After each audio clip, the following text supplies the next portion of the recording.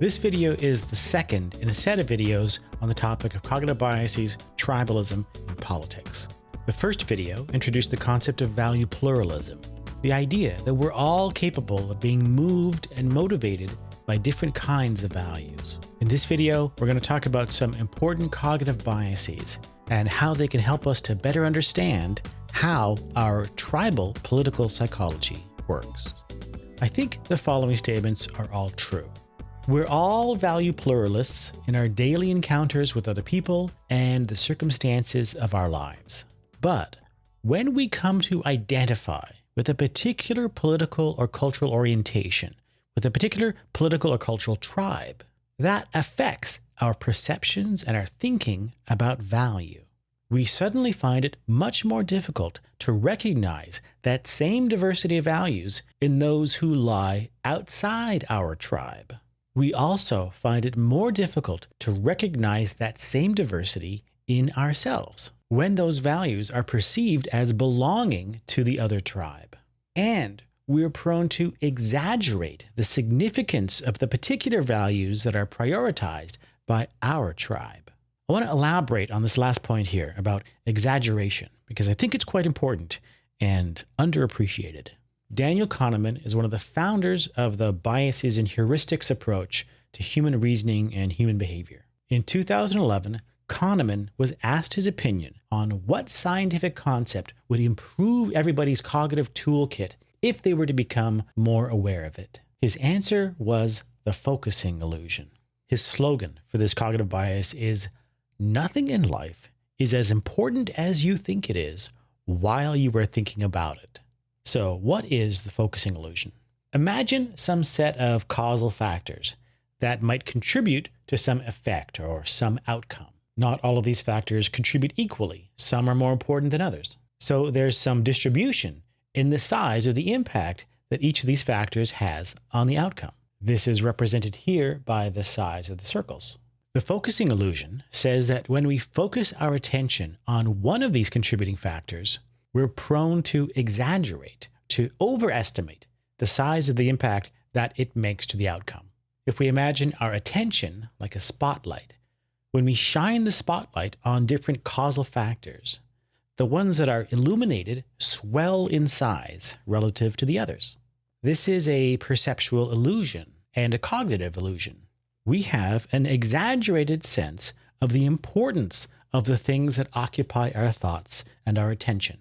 Now, like so many of these cognitive biases, the focusing illusion has roots in an adaptive heuristic. When things are important in our environment, like if we're walking into a genuinely threatening situation, then it's adaptive that we pay attention to that truly salient facts draw our focus. If we didn't pay attention to events that are truly important for our survival and well-being, that would obviously be bad. But as a side effect, this association between what is objectively important and what is focal in our attention will work in both directions. Just by making something focal in our attention, we're induced to think it must be objectively important, and that can lead to a distorted perception of reality. Now, of course, this is not to say that none of the things that occupy our attention are important. It's merely to say that our attention boosts the perceived importance of these things that occupy our attention and diminishes the perceived importance of other things that don't occupy our attention.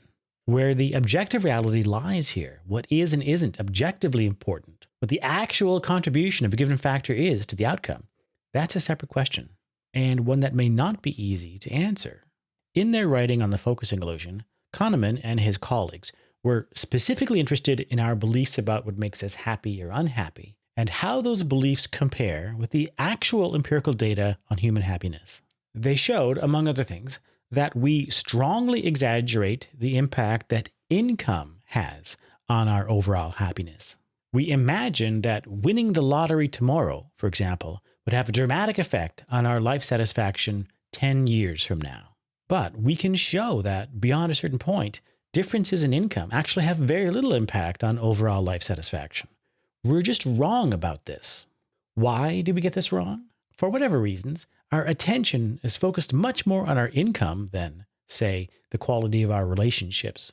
So we imagine that a boost in income would have a much bigger positive impact on our happiness than it actually would have.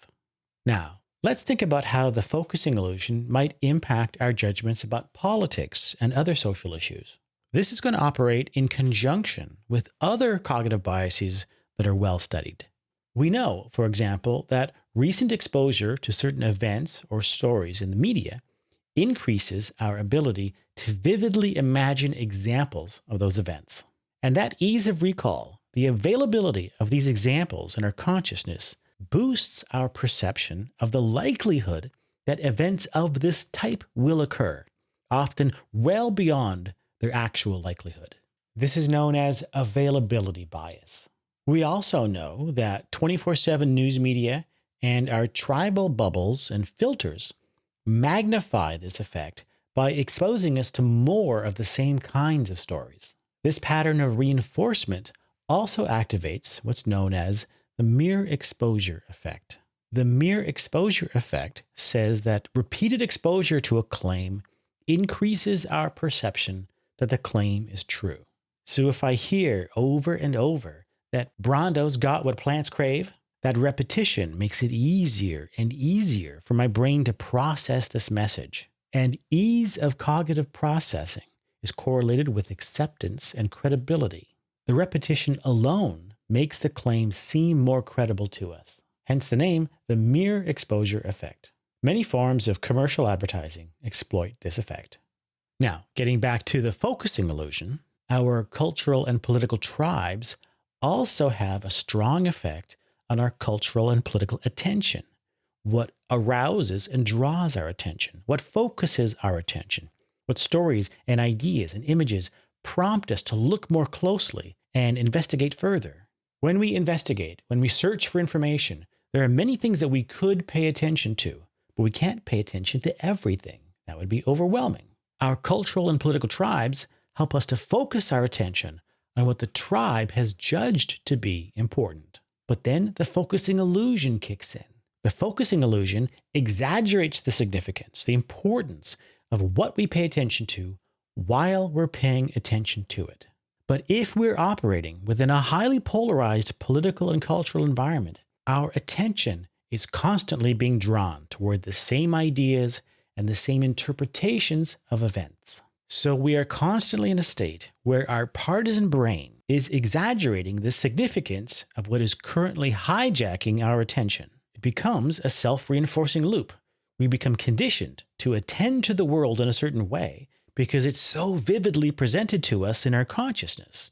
And consequently, we perceive an exaggerated representation of that world, which makes it all the more vivid and undeniable to us.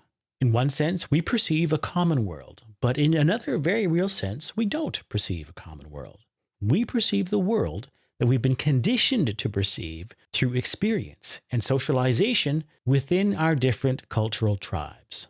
So, I think the combined effect of all of these cognitive biases that I've mentioned, affect bias, cultural cognition, availability bias, the mere exposure effect, and the focusing illusion, operating within an increasingly polarized cultural environment, does give us some tools for understanding at least part of the story behind the two movies phenomenon, where people from different cultural tribes can be exposed to the same events but perceive them so differently. The partisan brain really does perceive the world differently. Now, in the next video, I want to bring the discussion back to value pluralism and look at how these same factors helps us to understand why, in highly polarized environments, we have a much harder time recognizing a plurality of values in ourselves and in other people.